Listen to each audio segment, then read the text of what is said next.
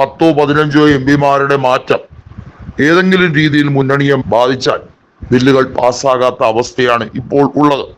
ഇരു സഭകളിലും ആ രീതി തന്നെയാണ്.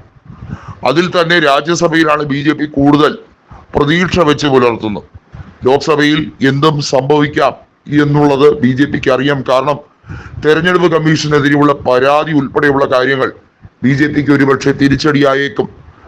ഇലക്ഷനിലൂടെ ജയിച്ചു വന്ന പല സ്ഥാനാർത്ഥികളും അയോഗ്യരാക്കപ്പെട്ടേക്കാം. അത് BJPക്ക് ഉണ്ടാക്കുന്ന ആഘാതം ചെറുതല്ല. ഉദാഹരണത്തിന് ഗുജറാത്തിലെ സൂററ്റ് മണ്ഡലത്തിലെ വിജയം അയോഗ്യമാക്കണം എന്നുള്ള ആവശ്യമാണ് കോൺഗ്രസ് പ്രധാനമായും ഉന്നയിച്ചിരിക്കുന്നത്. അതിന് കാരണം ഏകപക്ഷീയമായി ഒരിക്കലും ലോക്സഭാ തെരഞ്ഞെടുപ്പിൽ ഒരാൾ വിജയിക്കാൻ പാടില്ല. നോട്ട എതിർ സ്ഥാനാർത്ഥിയായി എല്ലായിടത്തുമുണ്ട്. അത് കൃത്യമായും മനസ്സിലാക്കപ്പെട്ട ഒരു കാര്യമാണ്.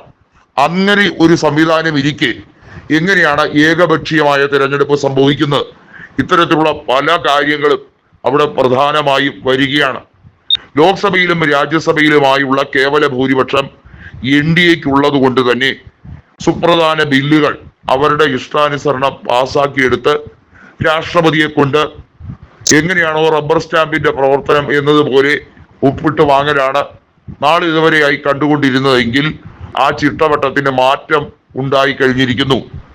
2025 നടക്കുന്ന ബീഹാർ നിയമസഭാ തെരഞ്ഞെടുപ്പും 2026 തുടക്കത്തിൽ നടക്കാൻ പോകുന്ന 5 സംസ്ഥാനങ്ങളിലേക്ക്, അതിൽ പുതുച്ചേരി എന്ന കേന്ദ്രഭരണ പ്രദേശം ഉൾപ്പെടെയുണ്ട്, ഇവിടേക്ക് നടക്കുന്ന നിയമസഭാ തെരഞ്ഞെടുപ്പും BJPക്ക് തിരിച്ചടി നൽകാൻ പോകുന്നു എന്ന ഇന്റലിജൻസ് റിപ്പോർട്ടാണ് വന്നിരിക്കുന്നത്. അതായത് രാജ്യസഭയിലെ സീറ്റുകളുടെ എണ്ണം കുറയുന്നതിന് വേണ്ടിയുള്ള കാരണമായി ഇത് മാറ്റപ്പെടുന്നു. BJPയുടെ പല പദ്ധതികളും പൊടിയാൻ പോവുകയാണ്. ലോക്സഭയിൽ ഉണ്ടായ തിരിച്ചടി BJPക്ക് കനത്ത ആഘാതമാണ്.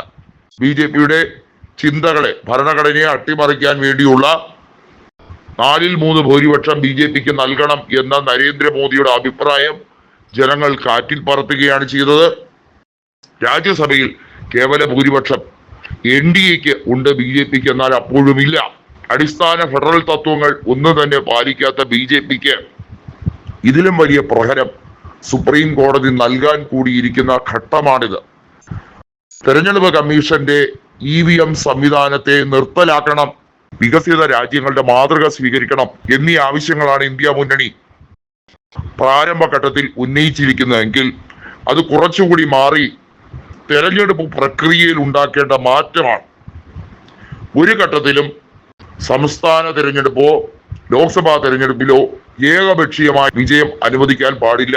സൂററ്റിലെ തെരഞ്ഞെടുപ്പ് വിധി റദ്ദാക്കപ്പെട്ടാൽ അതൊരു പ്രചോദനം തന്നെയായിരിക്കുമെന്ന് കോൺഗ്രസിന്റെ അഭിപ്രായം അതുകൊണ്ട് തന്നെ വ്യക്തമാണ്, സ്പഷ്ടമാണ്. ഗുജറാത്തിൽ സമ്പൂർണമായ തൂത്തുവാരൽ BJP അപ്പോഴും നടത്തിയിട്ടില്ല. ഒരു സീറ്റ് കോൺഗ്രസ് ഇത്തവണ നേടിയെടുത്തു. 2014-ലും 2019-ലും നടത്തിയ തൂത്തുവാരൽ ആവർത്തിക്കാൻ BJPക്ക് കഴിഞ്ഞിട്ടില്ല. ഇത്തരത്തിൽ ഒരു പ്രക്രിയയിലൂടെ മുന്നോട്ട് പോകുമ്പോൾ BJPക്ക് അടിതെറ്റുന്നു. BJPയുടെ സമ്പൂർണ്ണ ആധിപത്യം രാജ്യത്ത് പിടിമുറുക്കാം എന്നുള്ള ശ്രമമാണ് ആ സംഘപരിവാർ അജണ്ട തകർന്നടിഞ്ഞിരിക്കുന്നത്.